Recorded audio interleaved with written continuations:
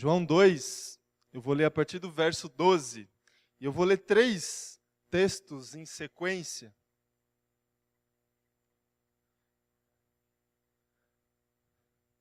Já é um domingo especial, domingo de Páscoa, onde algumas coisas são características, né, desse tempo de Páscoa. Primeiro é o feriado. As pessoas celebram a existência de um feriado. E vem na... Muito obrigado. E vem no feriado uma possibilidade de descanso, de viagem. E isso é muito celebrado, ainda mais num ano como esse, que 2 feriados se juntam, né? E o período é maior, e aí a possibilidade aumenta de descansar e de viajar, e isso é celebrado de alguma forma, de uma forma prática, a possibilidade de descanso. A outra questão é a questão comercial, que nos engorda, né? Nas próximas semanas vai ser complicado lá em casa, porque tem um monte de chocolate que a Priscila ganhou lá onde ela trabalhava, e vai ser difícil, né, essa questão. E lá na sua casa deve ter alguns outros, né? E acontece nesse período. E aí há uma voz cristã que se levanta para nos dizer qual é o real significado da Páscoa, né? Jesus ressuscitou na sexta-feira da Paixão, Jesus morreu por nós, e hoje no domingo de Páscoa Cristo ressuscitou, e esse é o verdadeiro sentido da Páscoa, e é a mensagem que a igreja levanta e propaga nesses dias de Páscoa. Eu gostaria, além de trazer essas verdades da Páscoa, essa verdade de Cristo, eu gostaria de trazer algumas outras possibilidades de aplicações da celebração da Páscoa. Gostaria de ler alguns textos com vocês e também relembrar outros mais antigos do Antigo Testamento, para a gente pegar aí algumas possibilidades de aplicação para a gente ter condições de celebrar nesse domingo uma Páscoa verdadeira e uma Páscoa com a sinceridade do nosso coração. Então, eu queria convidar aí você, Evangelho de João, capítulo 2, a partir do versículo de número 12. Diz assim: depois disso, ele desceu a Cafarnaum com a sua mãe, seus irmãos e os seus discípulos. Ali ficaram durante alguns dias. Quando estava chegando a Páscoa judaica, Jesus subiu a Jerusalém. No pátio do templo, viu alguns vendendo bois, ovelhas e pombas, e outros assentados diante de mesas, trocando dinheiro. Então ele fez um chicote de cordas e expulsou todos do templo, bem como as ovelhas e os bois, espalhou as moedas dos cambistas e virou suas mesas. Aos que vendiam pombas disse: tirem essas coisas daqui, parem de fazer da casa do meu pai um mercado. Seus discípulos lembraram-se que está escrito: o zelo pela tua casa me consumirá. Então os judeus lhe perguntaram: que sinal miraculoso o Senhor pode mostrar-nos como prova da sua autoridade para fazer tudo isso? Jesus respondeu: destruam esse templo e eu o levantarei em 3 dias. Os judeus responderam: este templo levou 46 anos para ser edificado, e o Senhor vai levantá-lo em 3 dias. Mas o templo do qual ele falava era o seu corpo. Até aqui, irmãos. Capítulo 3 agora, a partir do versículo 1. Havia um fariseu chamado Nicodemos, uma autoridade entre os judeus. Ele veio a Jesus à noite e disse: mestre, sabemos que ensinas da parte de Deus, pois ninguém pode realizar os sinais miraculosos que está fazendo se Deus não estiver com ele. Em resposta, Jesus declarou: digo-lhes a verdade, ninguém pode ver o reino de Deus se não nascer de novo. Perguntou Nicodemos: como alguém pode nascer sendo velho? É claro que não pode entrar pela segunda vez no ventre da sua mãe e renascer. Respondeu Jesus: digo-lhes a verdade, ninguém pode entrar no reino de Deus, se não nascer da água e do Espírito. O que nasce da carne é carne, mas o que nasce do Espírito é Espírito. Não se surpreenda pelo fato de eu ter dito, é necessário que vocês nasçam de novo. Até aqui. Um terceiro e último texto, versículo 22, desse mesmo capítulo 3 que a gente está. Depois disso, Jesus foi com os seus discípulos para a terra da Judéia, onde passou algum tempo com eles e batizava. João também estava batizando em Enom, o João Batista, perto de Salim, porque havia ali muitas águas e o povo vinha para ser batizado. Isto se deu antes de João ser preso. Surgiu então uma discussão entre alguns discípulos de João e um certo judeu a respeito da purificação cerimonial. Eles se dirigiram a João e lhe disseram, mestre, aquele homem que estava contigo do outro lado do Jordão, a qual testemunhaste, está batizando e todos estão se dirigindo a ele. A isso João respondeu, uma pessoa só pode receber o que lhe é dado dos céus. Vocês mesmos são testemunhas de que eu disse, eu não sou o Cristo, mas sou aquele que foi enviado adiante dele. A noiva pertence ao noivo.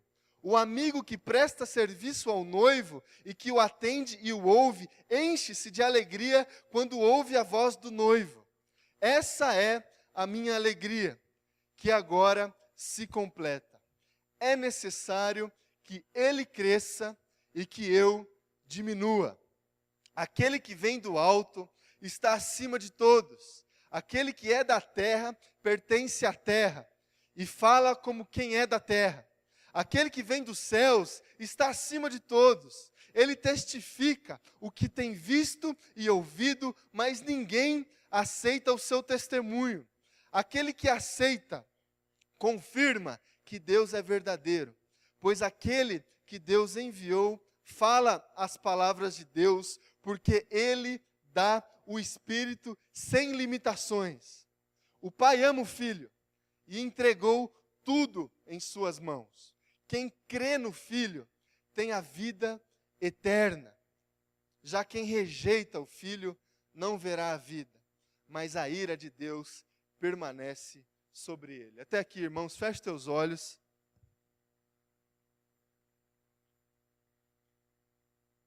Senhor Deus, obrigado pela tua palavra e obrigado, Deus, também pela presença do teu Espírito Santo, que a gente já percebe agindo na leitura da tua palavra, Deus. Essas histórias são apenas histórias se o teu Espírito Santo não ministrar aos nossos corações. Por isso que a gente ora ao Senhor, entrega esse tempo e esse momento nas tuas mãos, entrega o nosso coração diante de ti, reconhece a nossa total falta de capacitação e a nossa limitação diante da tua palavra e dependemos de ti, Deus. Que o Senhor fale a cada um aqui em nome de Jesus. Amém. Amém. Irmãos, vocês se lembram da celebração da Páscoa judaica? Do motivo da celebração? Vocês lembram da história do Moisés? Lá no início do livro de Êxodo, quando ele liberta o seu povo do Egito. Tudo que aconteceu nesse episódio. As 10 pragas que Deus manda, a conversa do Moisés com o faraó, a escravidão que esse povo judeu ele passava naquela época no Egito, e tudo que aconteceu para que esse povo pudesse ser liberto do Egito e entrasse numa caminhada de peregrinação diante de uma promessa da existência de uma terra prometida de Canaã. E aí esse dia que Deus liberta esse povo, e aí você se lembra daquele episódio onde o mar se abre e o povo de Israel atravessa o Mar Vermelho na direção do deserto, e o exército do Egito morre ali naquele mar quando ele se fecha. Diante desse dia, há um decreto, e você pode encontrar isso lá no livro de Êxodo. E o decreto é o seguinte: celebrem esse dia como uma celebração perpétua. E a celebração desse dia é a celebração da Páscoa. E eu gostaria de olhar para esse dia e tentar fazer algumas aplicações alegóricas. Eu não gosto muito disso, mas às vezes funciona. E às vezes nos ajuda a entender algumas coisas. Olhar para esse episódio da libertação do povo judeu do Egito, olhar para aquilo que a gente entende como uma celebração da Páscoa nos dias de hoje e tentar trazer para o nosso coração alguns desafios, para que a gente possa celebrar nossa Páscoa, para que a gente possa celebrar e ver se de fato a celebração da Páscoa é uma verdade na minha vida e na sua vida. Eu olho para a celebração da Páscoa judaica e na relação que existe entre ela e a Páscoa cristã, e eu percebo 3 identificações. Uma primeira identificação é a identificação com a morte. O povo de Israel viveu, na época, no Egito, uma situação de morte. Eles eram escravizados e subjugados ali. Eles tinham, não tinham liberdade ali naquele lugar. E precisou existir uma libertação para que essa situação mudasse. E a gente olha para a celebração da Páscoa cristã e houve uma morte. Na sexta-feira, Cristo morreu. Houve uma morte.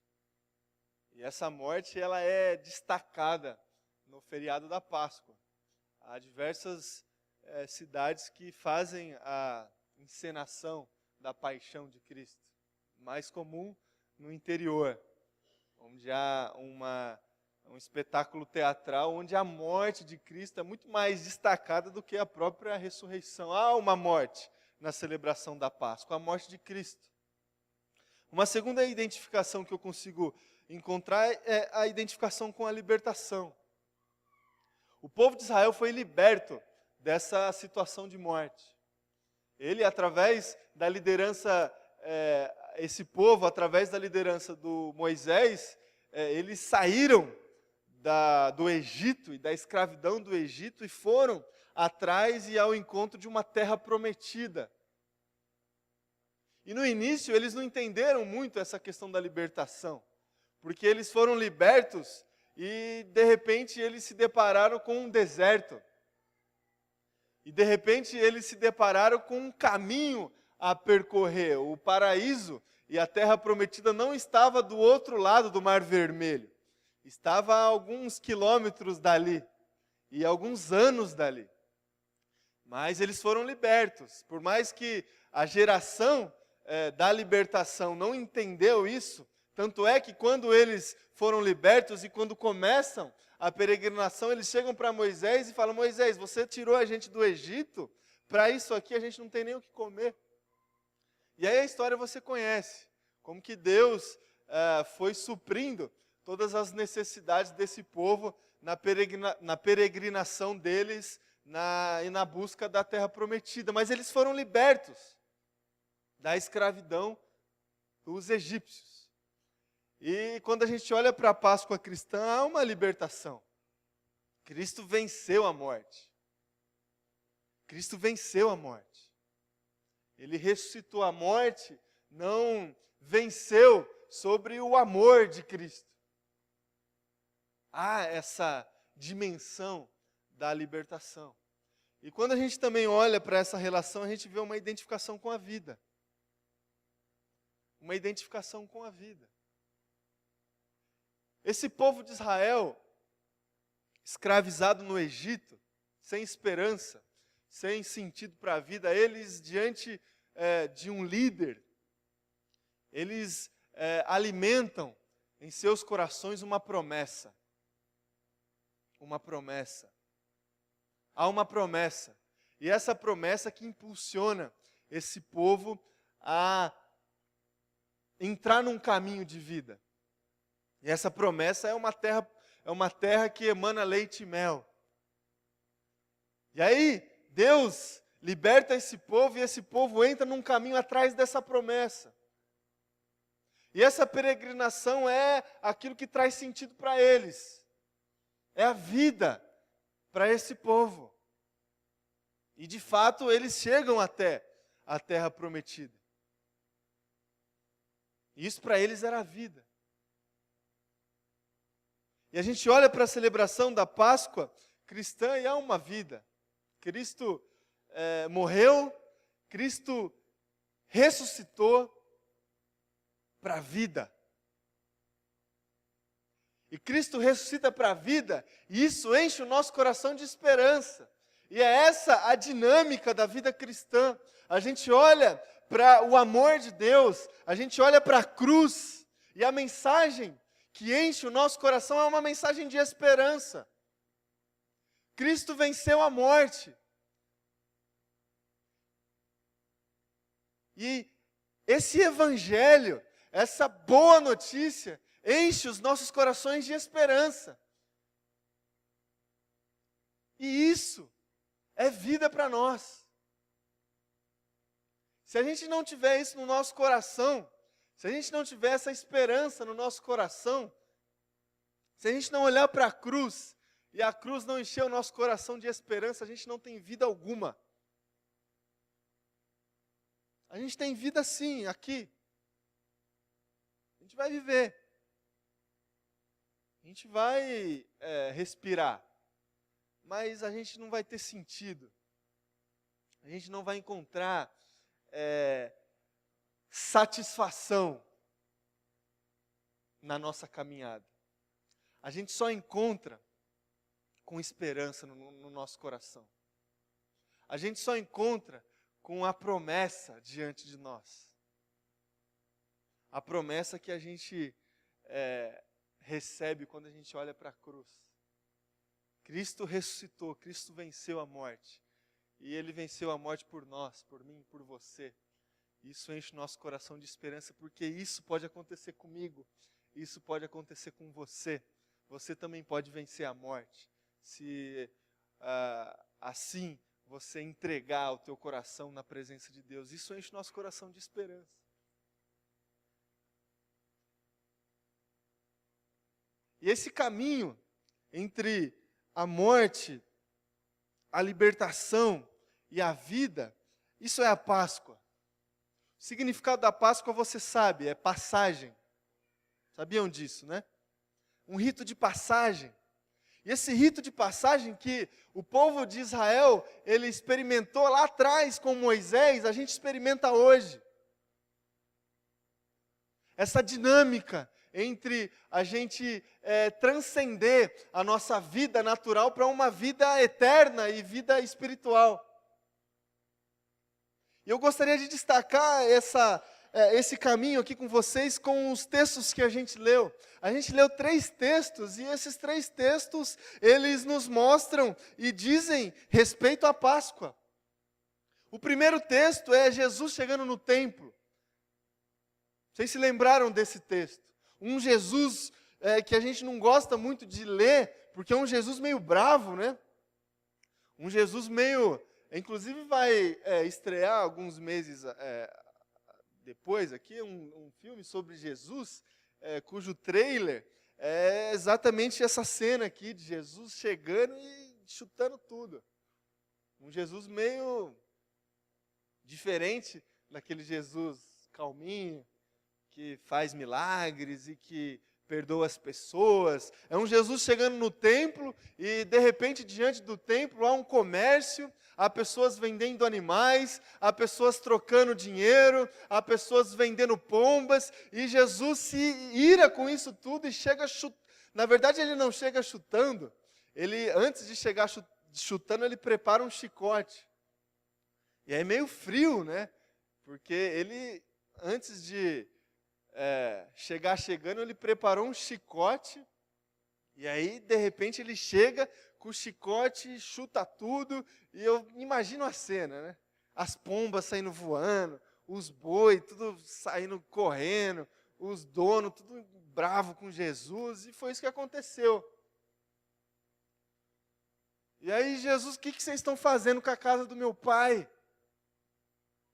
O que vocês estão fazendo com o templo? Vocês fizeram da casa do meu pai um comércio.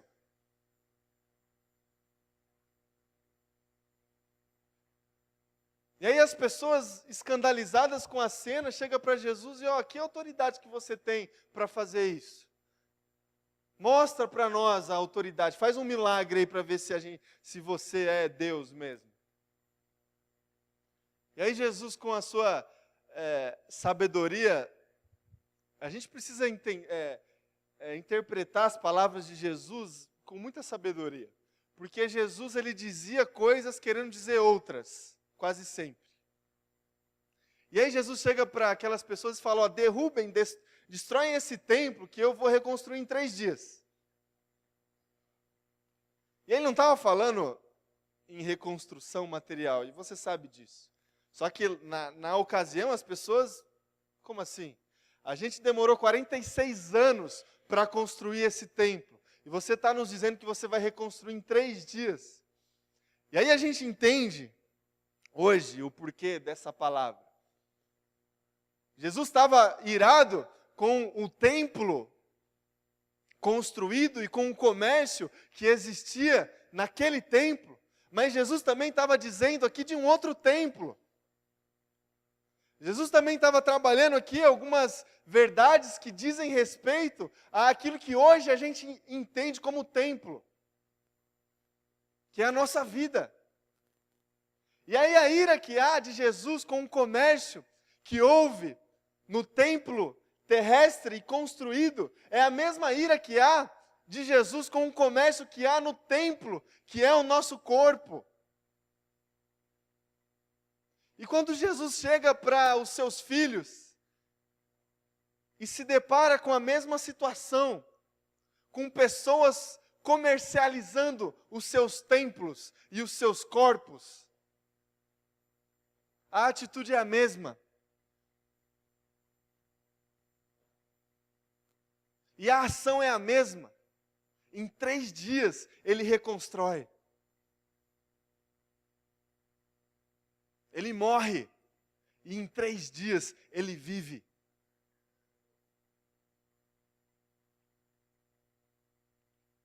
E a purificação que houve ali, naquela ocasião, naquele templo, é a mesma purificação que deve existir no meu coração e no seu coração. A gente precisa olhar para Cristo e se identificar com a morte. E com a morte de Cristo. E como a gente cantou aqui, a gente precisa olhar para a cruz. E essa cruz precisa significar para nós morte. E não morte física, mas uma morte para o comércio que há dentro das nossas vidas. Por isso que Cristo também diz que aquele que deseja segui-lo precisa pegar a sua cruz para poder fazer isso. Irmãos e irmãs, a gente precisa morrer para celebrar a Páscoa também. Jesus precisa chegar diante de nós e chegar meio que com um chicote, mais ou menos. E às vezes a gente precisa levar umas chicotadas, não físicas, mas existenciais e espirituais. A gente precisa se purificar. A gente precisa se santificar. A gente precisa deixar para trás as coisas que precisam ficar para trás. A gente precisa se identificar com a morte. E aí há um segundo texto que a gente leu, é Jesus conversando com Nicodemos. Você conhece esse texto? Nicodemos, um mestre da lei. E ele chega para falar com Jesus de noite para ninguém ver. Porque ele estava com vergonha de conversar com Jesus de dia e alguém ver a cena. Então ele chega de noite para ninguém ver. E ele chega para Jesus e fala: Jesus, ó, as coisas que você tem falado aí são coisas meio diferentes. E só pode vir de Deus isso. Só pode vir de Deus. E aí Jesus, novamente, ele diz coisas que a gente precisa ter sabedoria para entender. E aí Jesus chega para Nicodemos e fala: Nicodemos, para a gente poder ver o reino de Deus, a gente precisa nascer de novo. E aí entra novamente o desafio da pessoa que estava ouvindo na ocasião de tentar entender aquilo que Jesus estava querendo dizer. Hoje a gente entende facilmente isso. Mas aí Nicodemos, ouvindo a mensagem de Cristo, e faz a seguinte reflexão: como é que eu posso nascer de novo? Como é que eu posso voltar para o ventre da minha mãe e nascer? Essa é a dúvida de Nicodemos. E Jesus persiste no desafio. Para entrar no reino de Deus, só entra aquele que nasce da água e que nasce do Espírito. Aquele que nasce da carne é carne, mas aquele que nasce do Espírito é Espírito. E aqui Jesus estava falando de um novo nascimento que precisa acontecer, e um novo nascimento espiritual. E esse novo nascimento significa para nós uma libertação de uma antiga vida e uma passagem para uma nova vida. Isso aqui é Páscoa. Isso aqui é a vitória da vida sobre a morte. Isso aqui é a libertação que Deus promoveu na história do seu povo, lá no Antigo Testamento, sob a liderança de Moisés. Isso daqui é o que acontece, e o que aconteceu na minha vida, quando Cristo, de uma forma graciosa e amorosa, me resgatou de um império de trevas para uma maravilhosa luz. Cristo me libertou, e essa libertação é esse novo nascimento. E na celebração da Páscoa, meu irmão, minha irmã, eu preciso me lembrar disso. Eu preciso lembrar da morte. E eu preciso constantemente lutar com isso. E carregar a minha cruz, e saber que Cristo morreu por mim, e que Cristo colocou a vontade de Deus em primeiro lugar. Eu preciso me identificar com isso e fazer o mesmo. Eu preciso colocar a vontade de Deus em primeiro lugar, e às vezes morrer. E eu preciso olhar para a libertação e para esse novo nascimento, e eu preciso me identificar com isso. E eu preciso lembrar que um dia eu nasci de novo.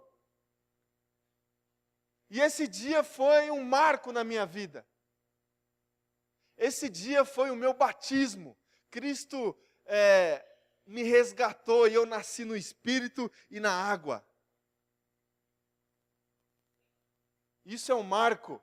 E eu preciso celebrar isso de uma forma perpétua. O decreto de Deus no Antigo Testamento é o mesmo para o meu coração e para o seu coração hoje. Celebrem esse dia de uma forma perpétua. Esse dia é Páscoa para vocês.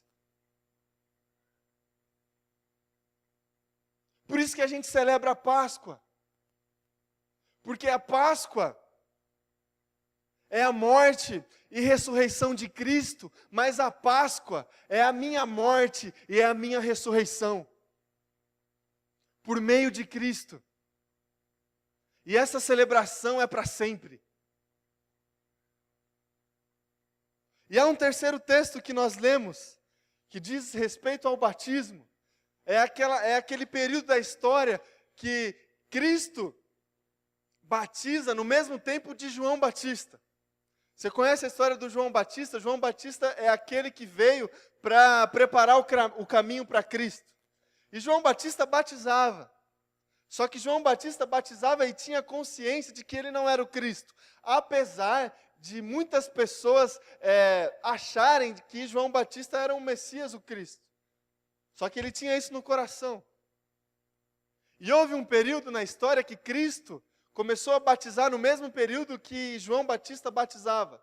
E aí alguns discípulos de João chegaram para João e disseram: João, aquele homem que você encontrou do outro lado do Jordão, ele também está batizando, e aí?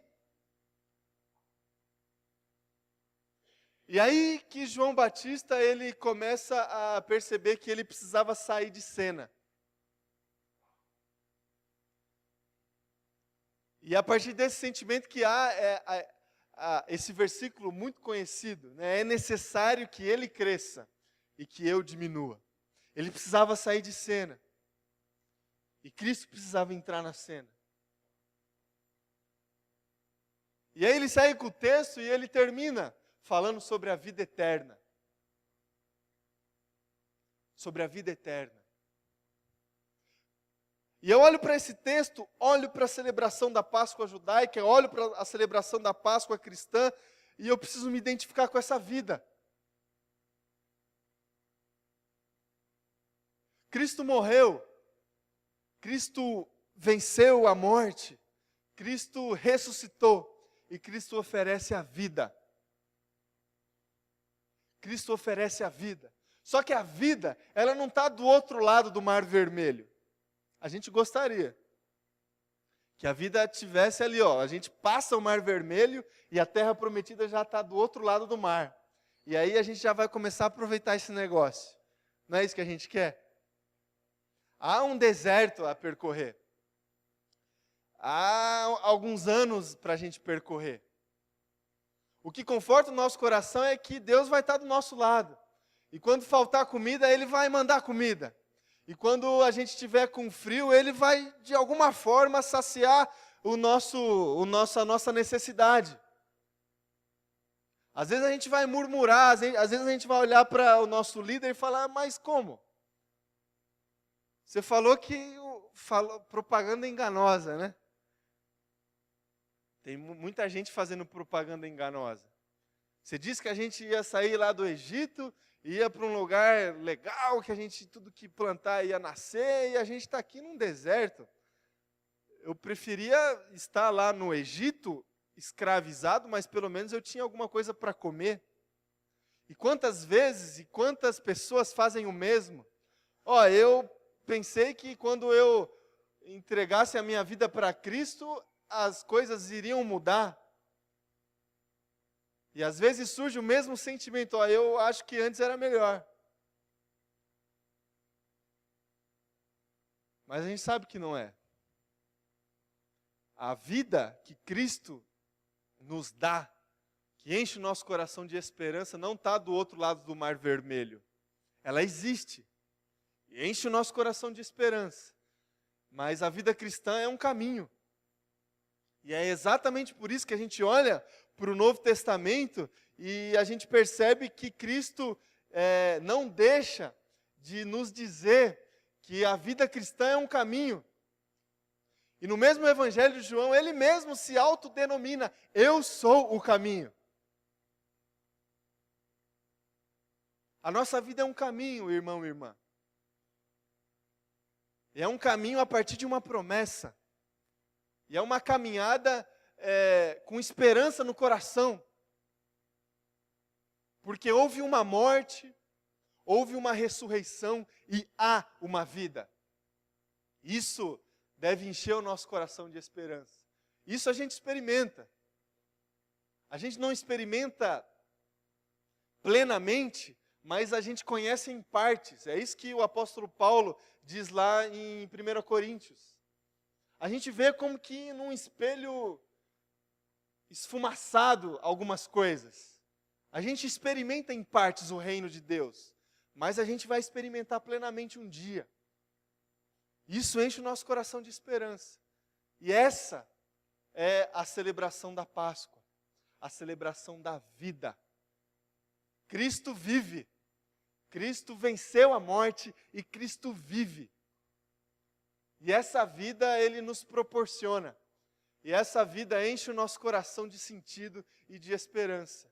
Que você celebre esse dia, irmão e irmã, não somente como um dia que você não está fazendo nada e amanhã vai ser outro dia que você não vai fazer nada. Alguns. Feriado legal para curtir. Que você celebre esse dia não apenas comendo chocolate. Você vai fazer isso, eu sei. Mas que não seja só isso. Que você celebre esse dia com essas verdades no coração. Houve uma morte. Houve, e talvez há na sua vida uma situação de morte. Talvez você esteja ainda escravizado. Há essa situação. E a gente precisa ficar lembrando disso todos os dias. Porque nesse caminho a gente tem uma cruz nas costas também, que precisa ser carregada. Houve uma libertação. Houve uma intervenção divina na vida do seu povo. E essa intervenção foi motivada por um amor que a gente não conhece. Cristo, Deus, amou o mundo que enviou Cristo. Houve uma libertação. Houve uma ressurreição. A vida venceu a morte. O amor venceu a morte. E aconteceu isso na minha vida e na sua vida. E há uma vida. Há uma vida para a gente percorrer. Alguns benefícios dessa vida a gente vai aproveitando no caminho. Mas há ela plenamente lá no final. E essa é a celebração da Páscoa. Essa é a nossa celebração da Páscoa. Que você celebre essa Páscoa nesse dia, em nome de Jesus.